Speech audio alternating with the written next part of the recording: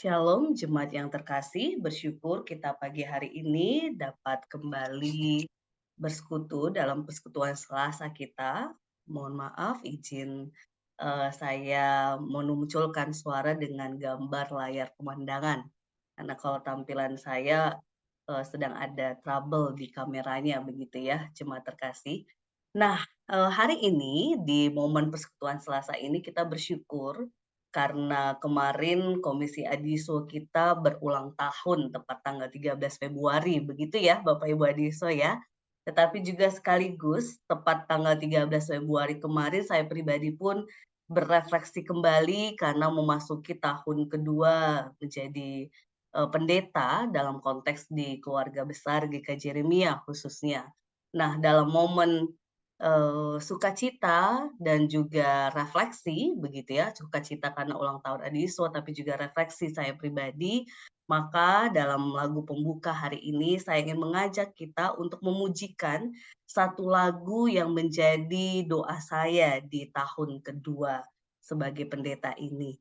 Lagunya bahasa Inggris tetapi ada artinya Bapak Ibu terkasih, jadi kita bisa resapi bersama-sama. Kita akan mendengarkan dan juga sekaligus kalau bisa kita ikut untuk menyanyikannya bersama-sama, My Little Prayer.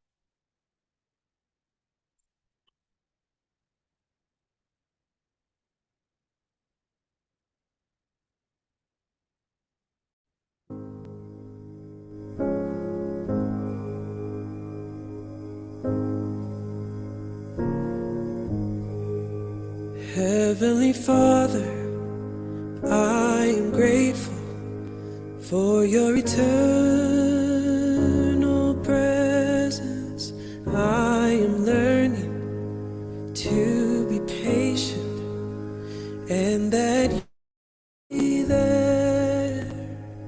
Sometimes I am afraid and I know that's lacking faith.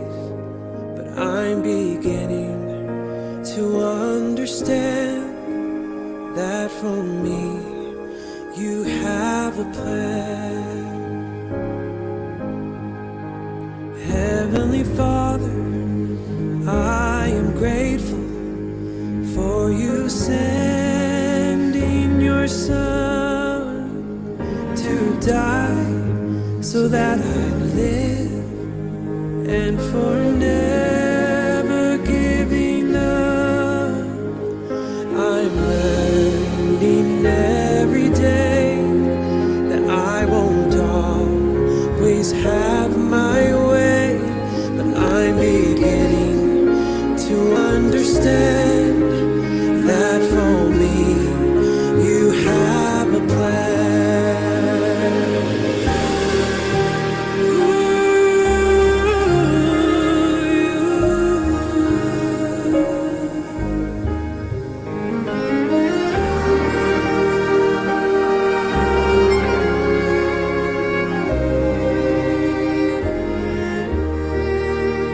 Heavenly Father, I am grateful for you hearing my prayer.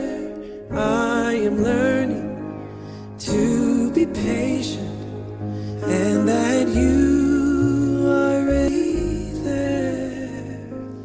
There are answers I'm receiving. No, they're not always immediate. Sometimes I have felt defeated. That's when I kneel down in prayer. You show me you hear my prayer. I'm amazed by how you care, 'cause you hear my little prayer.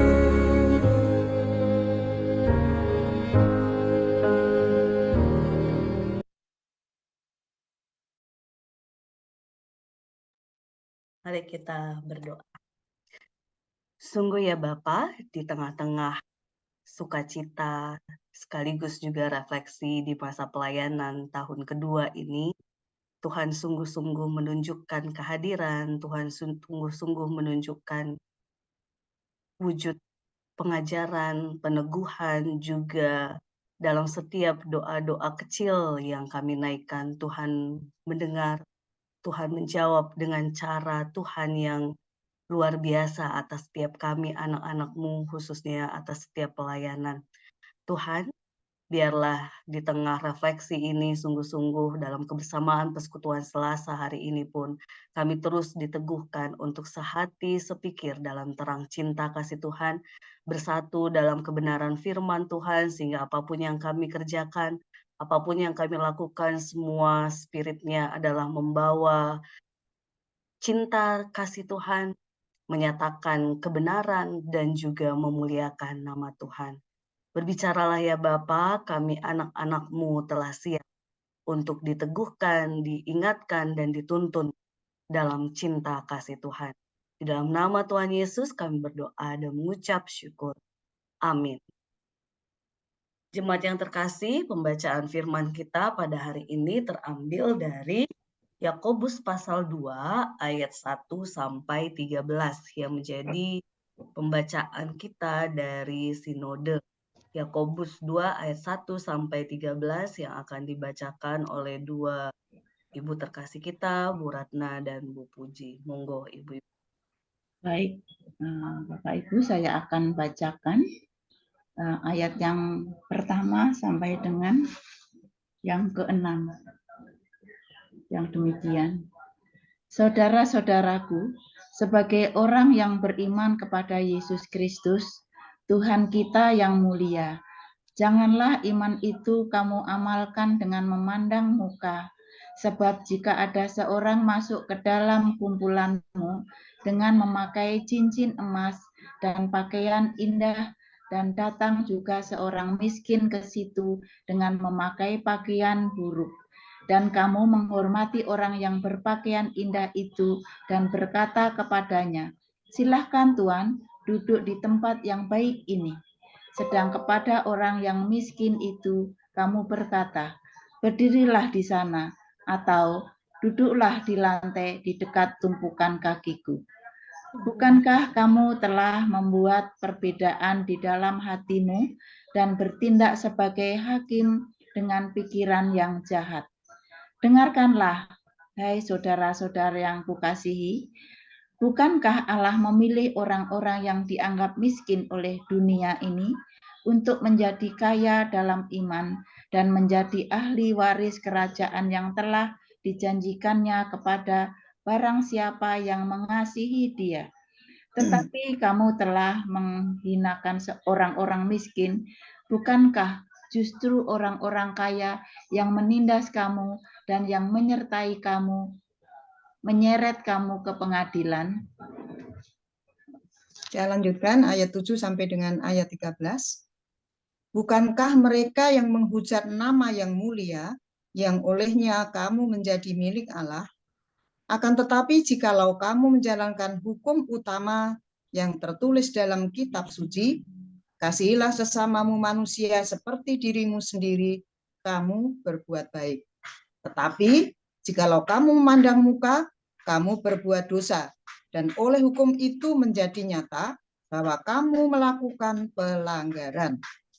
Sebab barang siapa menuruti seluruh hukum itu, tetapi mengabaikan satu bagian daripadanya, ia bersalah terhadap seluruhnya. Sebab ia yang mengatakan jangan berzinah, ia mengatakan juga jangan membunuh. Jadi jika kamu tidak berzinah tetapi membunuh, maka kamu menjadi pelanggar hukum juga. Berkatalah dan berlakulah seperti orang-orang yang akan dihakimi oleh hukum yang memerdekakan orang. Sebab penghakiman yang tak berbelas kasihan akan berlaku atas orang yang tidak berbelas kasihan. Tetapi belas kasihan akan menang atas penghakiman. Yang berbahagia adalah setiap kita yang membaca dan merenungkannya dalam kehidupan sehari-hari. Terima kasih Bu Ratna, Bu Puji yang sudah membacakan untuk kita semua. Shalom Bapak Ibu terkasih. Kita Shalom. bersyukur pada hari ini salah satu pembacaan kita untuk kita renungkan dalam rangka berbicara memaknai setiap pilihan.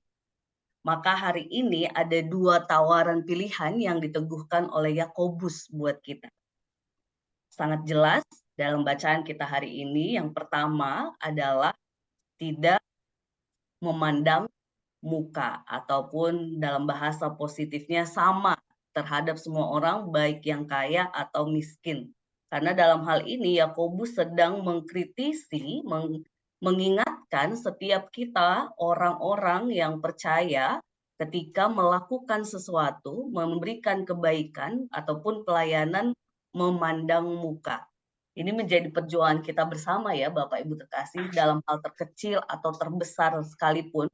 Kadang-kadang kita tidak sadar itu kita lakukan. Sesederhana mungkin senyuman kita, ketika kita berbeda, tersenyum dengan orang-orang sekitar kita dengan ukuran kita masing-masing.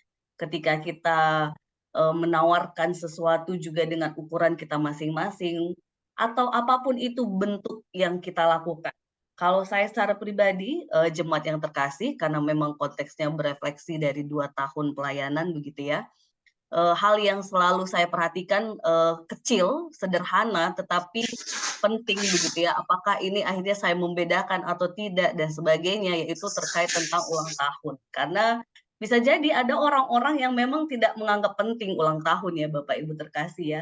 Tetapi bagi saya ketika hal kecil memaknai ulang tahun ini dengan seluruh jemaat diupayakan sama, ternyata dalam proses pengalaman kami bersama pemerhati gitu ya, ada hal-hal yang sulit untuk membuatnya sama ke semua. Karena bisa jadi sulitnya dari kita yang saya pribadi dengan segala kesibukannya, atau dari jemaat dengan segala kesibukannya. Sehingga memasuki tahun kedua di tahun 2023 ini, saya seperti diberikan ide, hikmat begitu ya. Oke, biar sama semua, maka hal yang saya lakukan kalau jemaat terkasih perhatikan, saya akan menyelipkannya dalam sapaan begitu ya. Yang di situ pasti akan saya langsung tambahkan selamat ulang tahun dan nama jemaat yang ulang tahun hari itu. Ini cara saya, upaya saya untuk sama terhadap seluruh jemaat, khususnya keluarga besar GKJ Remia. Jadi Bapak Ibu terkasih, bagi Bapak Ibu yang mungkin juga bergumul hal kecil tapi inginnya sama dengan semua, mungkin kita terus harus mencari ide, bertanya terus kepada Tuhan, tapi juga ke diri kita apa yang bisa kita lakukan agar itu semua sama.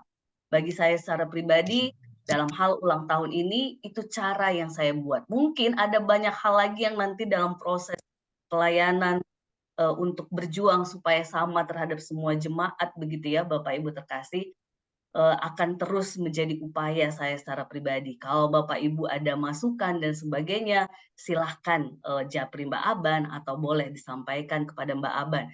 Tapi tidak hanya pelayanan terhadap konteks Mbak Aban sebagai pendeta, tetapi antar kita satu dengan yang lainnya.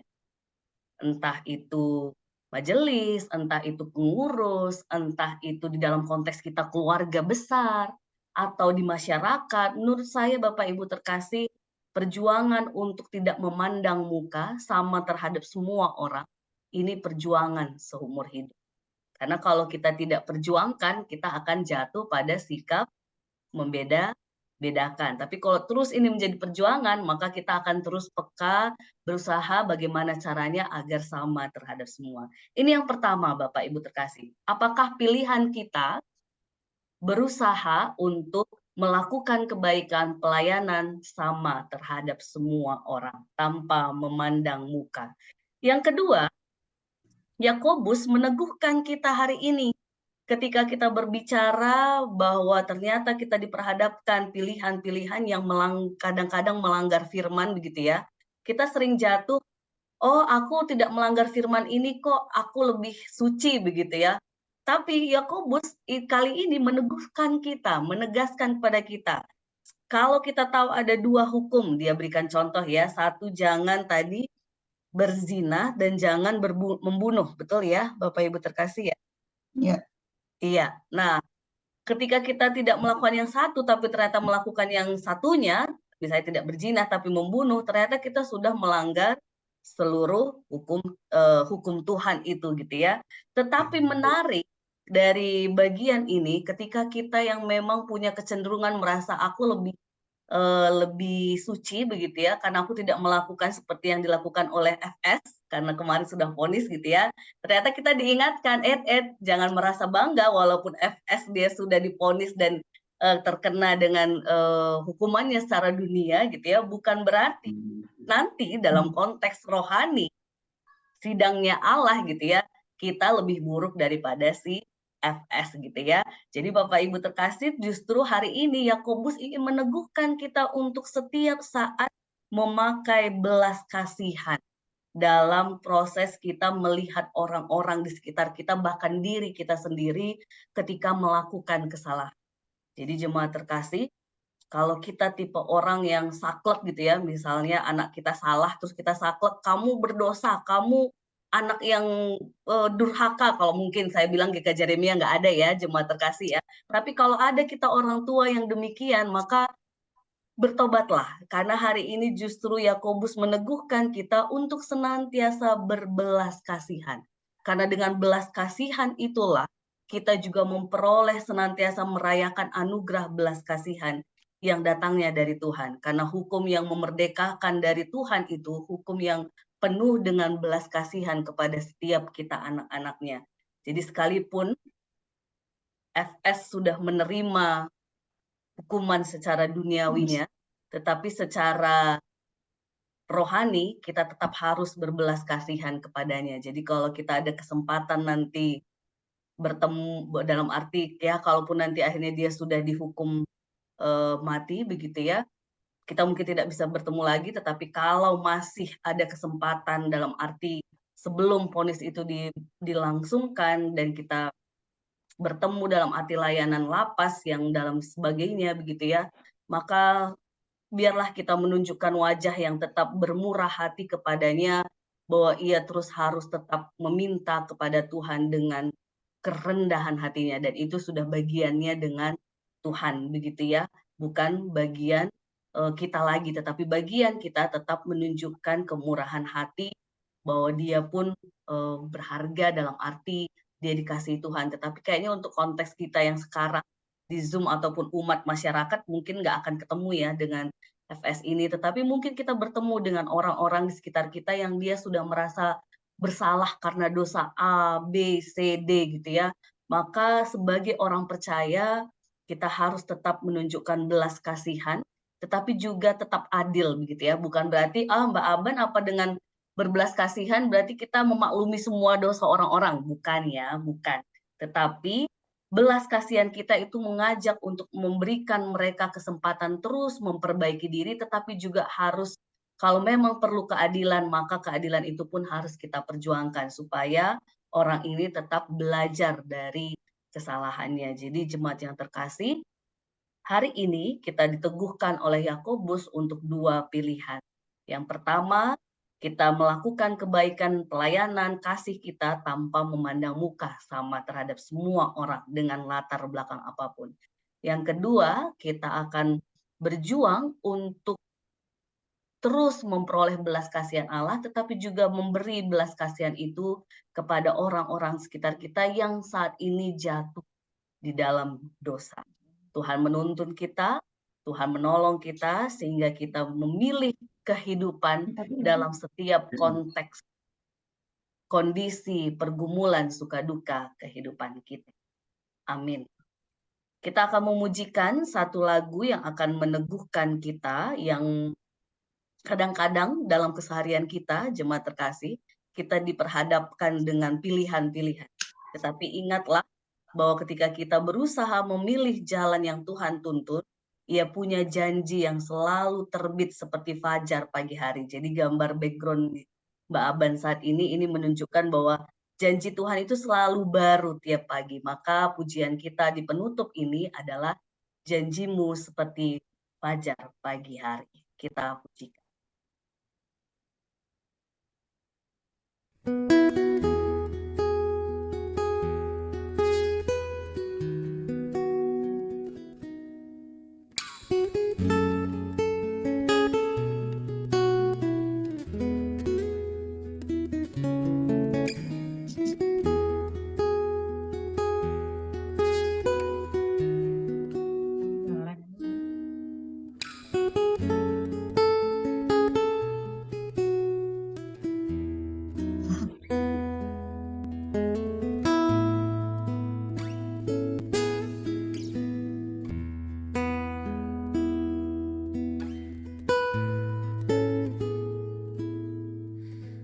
Ketika ku hadapi kehidupan ini, jalan mana yang harus ku pilih?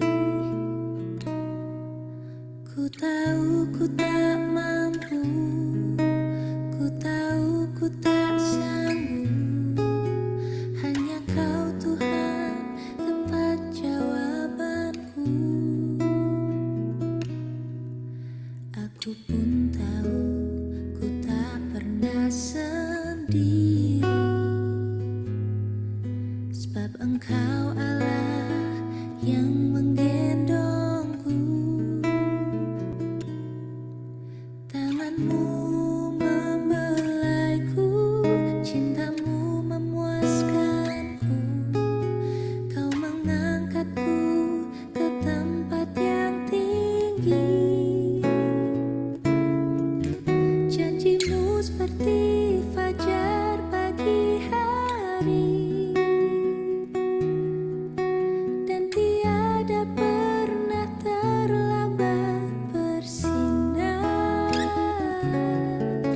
Cinta-Mu seperti sungai yang mengalir, dan ku tahu betapa dalam kasih-Mu.